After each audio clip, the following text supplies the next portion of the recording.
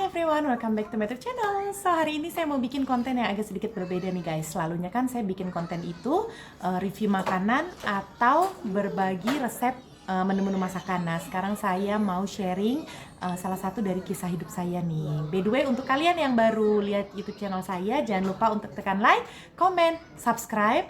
Udah kayak gitu, yang paling penting jangan lupa untuk tekan gambar loncengnya agar kalian selalu mendapatkan notification video yang saya upload. So langsung aja saya mau cerita nih. Jadi mungkin dari kalian teman-teman online saya, kalian nggak tahu kalau saya itu sebenarnya saya punya anak dua.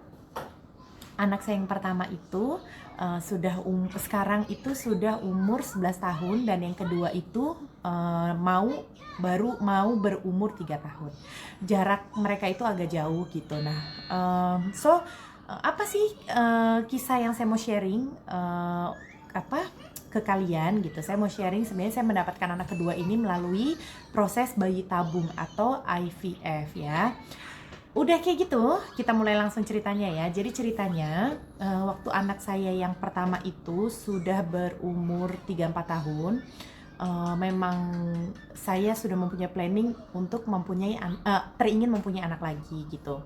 Tapi kok ya udah gitu, berjalannya waktu aja gitu, nggak ada pakai KB atau perancang gitu ya. Tapi setelah lewat setahun, 2 tahun, 3 tahun, kok kayak susah ya gitu. Sedangkan kan dulu dapat anak yang pertama oke gitu kan.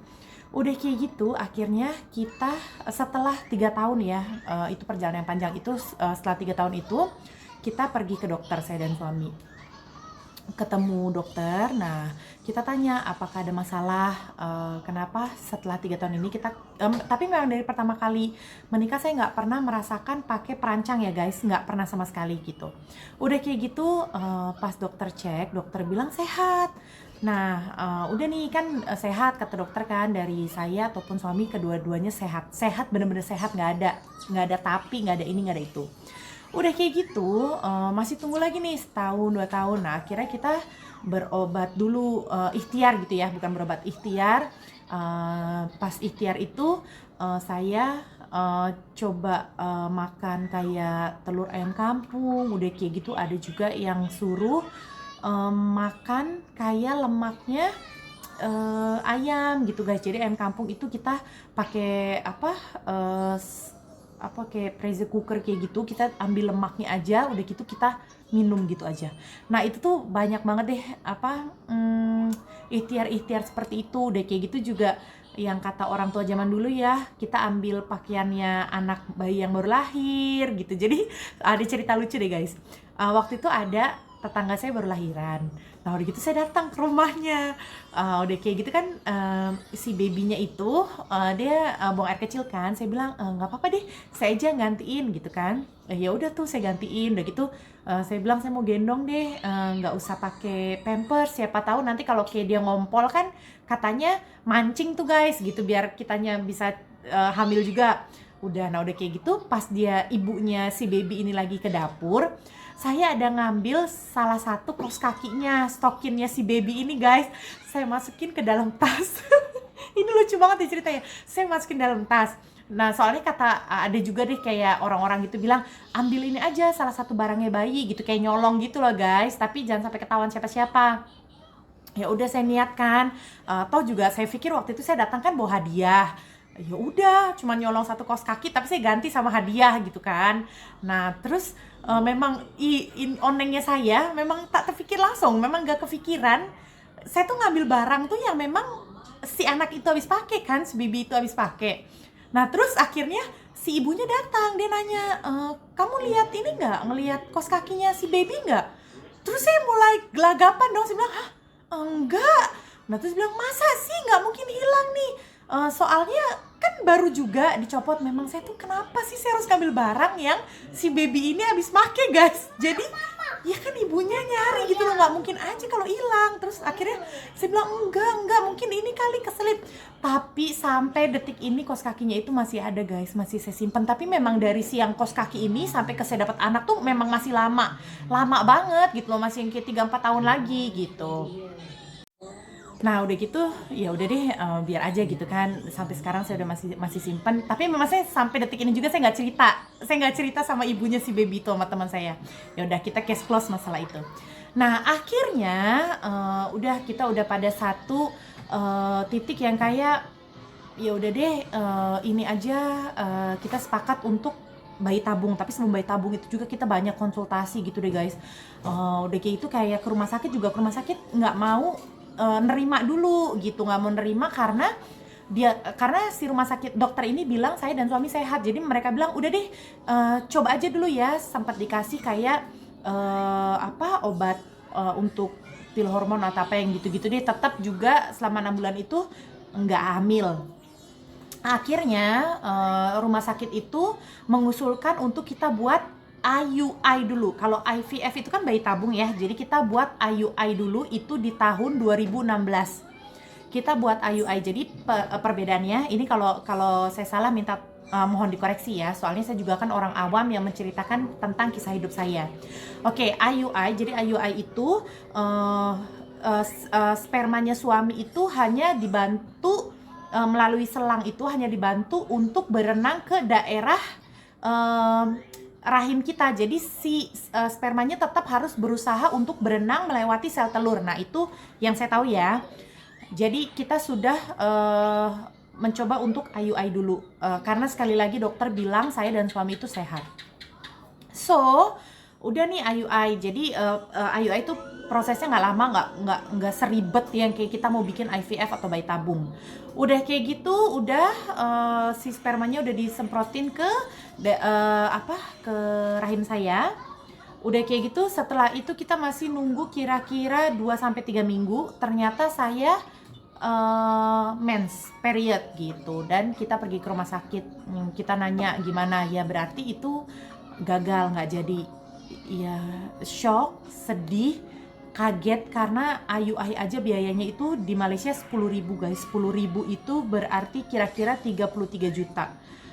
Itu nggak duit sedikit gitu loh. Sedangkan ya gimana ya, tetap kayak berkecambuk aja gitu di hati, karena kan dokter bilang kita dua-dua ini sehat. Jadi kita jujur, kita punya harapan sampai 99% kalau IUI ini akan berhasil.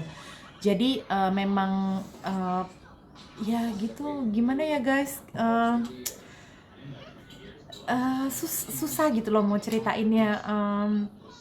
Ternyata hanya menunggu 1-2 minggu, ternyata saya keluar mens. Dan dengan santainya dokter bilang ya ini berarti nggak jadi gitu, karena kalau mens gitu. Akhirnya kita bilang sama dokter, jadi harus gimana ya dok gitu. Akhirnya dokter bilang ya udah kalau mau sepakat mau bayi tabung boleh, katanya gitu. Terus dokter ceritain gimana proses bayi tabung gitu kan guys. Ternyata prosesnya itu berat, susah, banyak pengorbanan, dan biayanya pun 3 kali lipat gitu. Jadi pada saat itu akhirnya suami pun berpikir ya udahlah bismillah. Jadi suami pun kayak mulai nyari pinjem duit guys ke bank gitu, karena memang ya kita benar-benar membutuhkan dari materi, dari fisik, dari batin gitu ya guys ya, untuk mempersiapkan si bayi tabung ini. Apalagi kita sudah punya pengalaman IUI itu gagal. Nah, jadi akhirnya kita putuskan itu dari IUI itu kita ambil waktu kira-kira 2 bulan untuk mempersiapkan IVF. Dan IVF saya pun yang pertama gagal. Jadi IUI gagal, IVF pertama gagal, yang kedua baru berhasil. Jadi nanti ini saya bakal ceritain proses-prosesnya. Udah kayak gitu akhirnya ya udah kita datang lagi ke rumah sakit dengan penuh keyakinan gitu guys, dengan penuh keyakinan, penuh harapan gitu kan. Pertama kali datang ke rumah sakit rapi nih, ceritanya rapi, make up ya kan, semangat gitu. Nah udah gitu udah dicek nih, tetap dokter bilang kita sehat gitu ya. Jadi dokter menjelaskan untuk suntik hormon pengembang telur gitu guys, itu saya suntik kira-kira 2 minggu sampai sebulan. Nah udah kayak gitu disuntikin. Nah itu kalian percaya nggak, hampir setiap hari setiap pagi itu saya pergi ke hospital. Saya buat program IVF bayi tabung ini di salah satu hospital besar di Johor Bahru, Malaysia. Karena memang kebetulan saya juga kan tinggalnya di sini ya guys, ikut suami. Nah, jadi setiap pagi tuh udah pergi ke hospital guys. Pergi ke hospital, selalu ambil darah. Kalian tahu nggak, keluarga saya itu paling takut itu sama jarum suntik guys. Jadi kalian kebayang nggak pengorbanan ya demi mendapatkan seorang anak gitu. Memang sebenarnya nggak seberapa suntik, tapi yang namanya kalau takut, fobia kan, ya udah ya ngerti sendiri aja gitu loh, bukannya lebay atau apa, emang takut guys.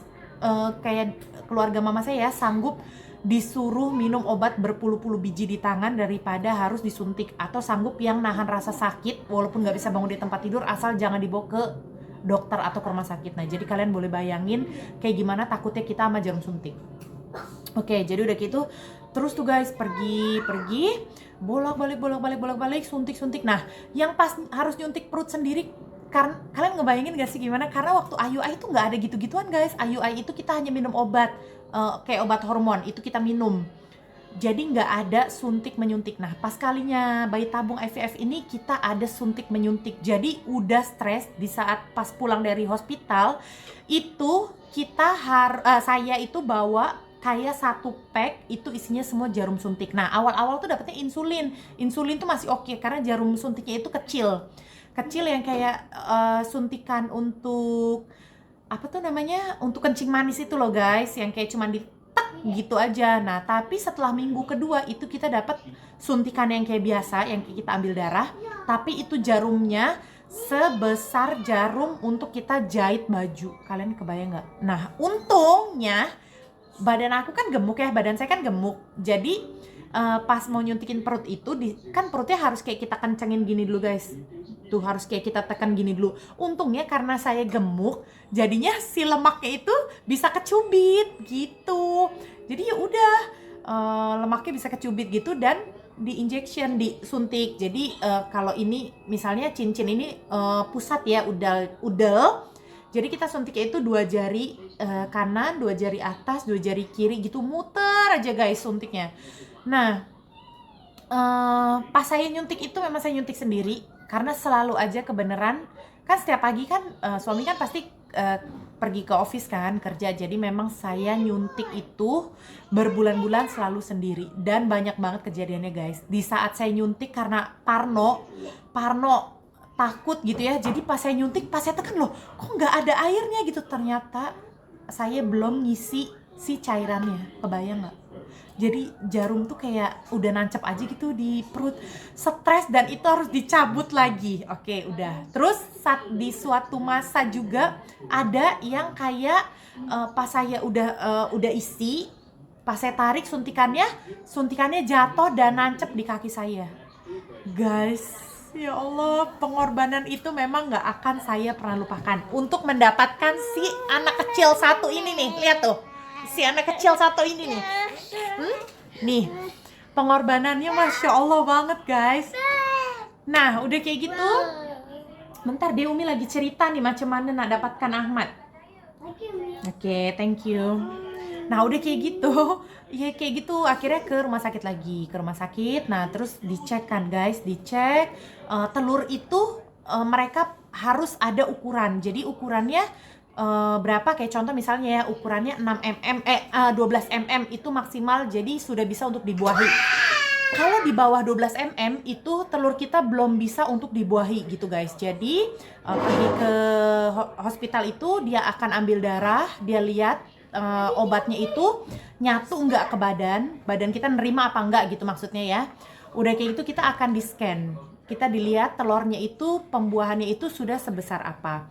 Nah, akhirnya telur yang ada di rahim saya ini sudah siap untuk dibuahi. Jadi langsung dibikin jadwal untuk pengambilan telur.